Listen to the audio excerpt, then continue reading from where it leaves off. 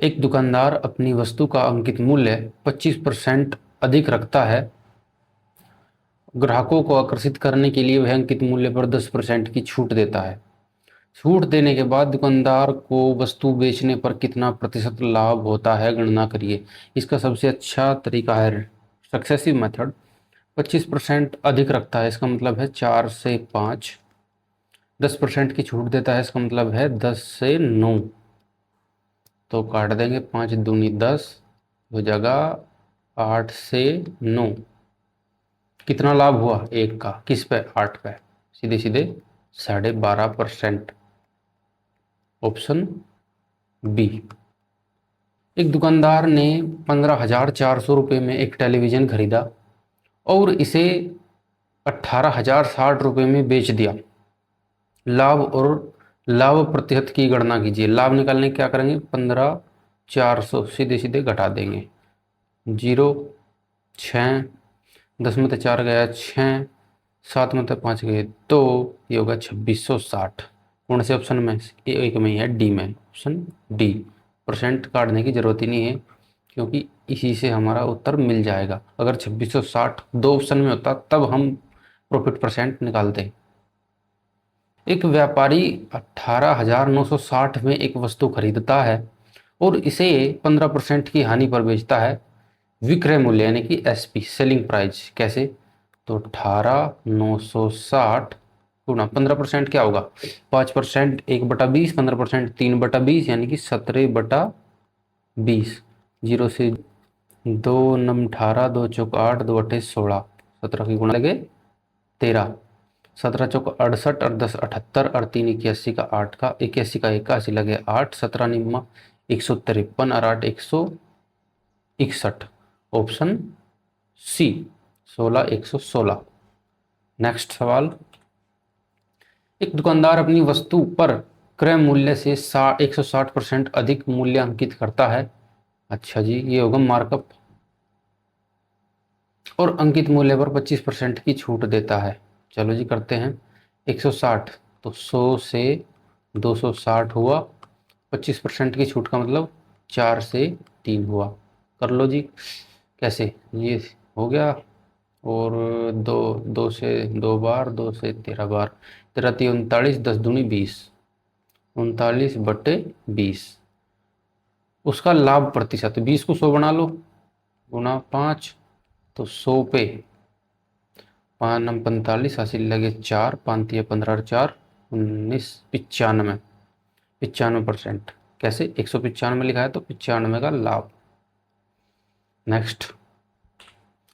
एक व्यक्ति ने 40,000 रुपये में एक लैपटॉप खरीदा और इसे 15% के लाभ पर बेच दिया। लैपटॉप का विक्रय, सेलिंग प्राइस, तो सीधे सीधे क्या करेंगे भैया, 40,000 गुना 15% होता है 3/20, लाभ है तो 23/20, 23/20, 0 से 0, 2 से 2 बार, 23 दूनी 46, सीधे सीधे ए। नेक्स्ट सवाल।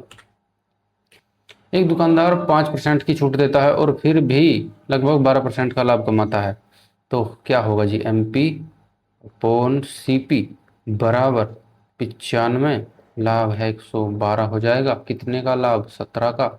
यदि कोई छूट न दे, मीन्स MP पर बेचे, मार्क्ड प्राइस पर बेचे, तो CP 95 है, MP 112 है, तो सीधे सीधे प्रॉफिट होगा 17 का। कितने पे, 95 पे।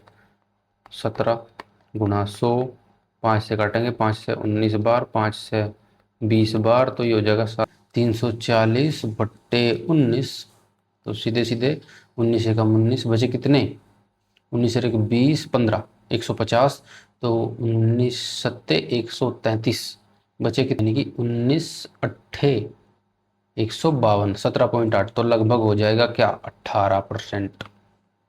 Option A. अगला सवाल। एक वस्तु को इतने में खरीदा जाता है और 2.5% की हानि पर बेचा जाता है। विक्रय मूल्य ज्ञात करिए। तो 2.5% होता है 1/40, तो 18,560 हानि हुई है, गुणा 39/40, 0 से 0 गई, 4 से काटेंगे भैया, 4 चौक 16, बचे 2, 4 छक 24, 4 चौक 16, 39 की गुणा कर देंगे, 9 चौक 36, एक में ही है, 1896, यूनिट डिजिट से हो गया। अगला सवाल, एक फल विक्रेता ने 50 रुपये में 20 सेब बेचे और 25% का लाभ कमाया। उसने 20 सेब खरीदने में कितना खर्च किया है? 50 रुपये में 20 सेब बेचे और 25% का लाभ कमाया, मीन्स 125 का मान है क्या? 50। उसने कितने में खरीदा था? बटे 125 गुणा 100, 25 पंजे 25 चौका 5 धाम 10 चौक 40। अगला सवाल, एक वस्तु का विक्रय मूल्य इतना है और हुई हानि 300 रुपये है, लागत मूल्य और हानि प्रतिशत ज्ञात कीजिए। चलो जी, विक्रय मूल्य यानी कि सेलिंग प्राइस, हानि हुई है 300 की, तो कॉस्ट प्राइस होगा कितना?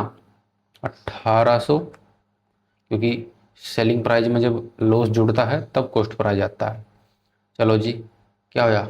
लागत मूल्य 1800 किस में है? एक ही ऑप्शन है, ऑप्शन डी, यही आंसर हो जाएगा। अगला सवाल, एक दुकानदार ने 10 रुपये प्रति पेंसिल की दर से 150 पेंसिल खरीदी और उन्हें 5 रुपये प्रति पेंसिल की दर से बेच दिया। कुल लाभ या हानि की गणना। 10 गुणा 150 बराबर 1500। 1500 रुपये की पेंसिल खरीदी और 5 गुणा 150 बराबर 750। 750 में बेच दी तो सीधे सीधे नुकसान हुआ कितने का? 750 का, ऑप्शन डी। नेक्स्ट, एक वस्तु को 10% की हानि पर इतने में बेचा गया, वस्तु का क्रय मूल्य यानी कि सीधे सीधे 90% का मान है कितना? 1404 बट्टे 90 गुना 100। सीपी का पूछा है, 10 से 10, 9 से एकम 9 बचे 5, 9 पंजे 45, 9 छिक 54, तो 1560, ऑप्शन। सवाल नंबर 12, एक दुकानदार 6 रुपये में 12 चॉकलेट खरीदता है और 20% लाभ प्राप्त करने के लिए 6 रुपये में कितनी चॉकलेट बेचनी चाहिए? ये हम कर लेंगे कैसे? 6 बटे 12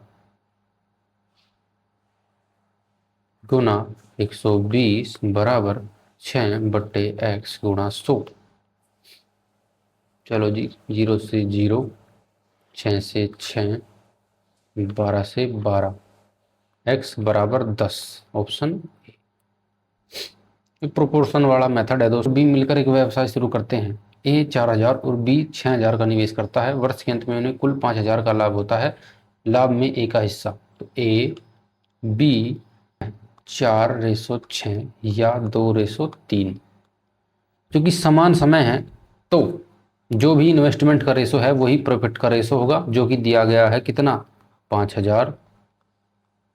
तो एक का मान हो जाएगा 1000, तो सीधे सीधे पूछा है ए का हिस्सा यानी कि 2000, ऑप्शन ए। नेक्स्ट, एक व्यापारी अपनी वस्तुओं पर क्रय मूल्य से 225% अधिक मूल्य अंकित करता है और अंकित मूल्य पर 55% की छूट देता है। उसका लाभ, तो इसे सक्सेसिव से करेंगे।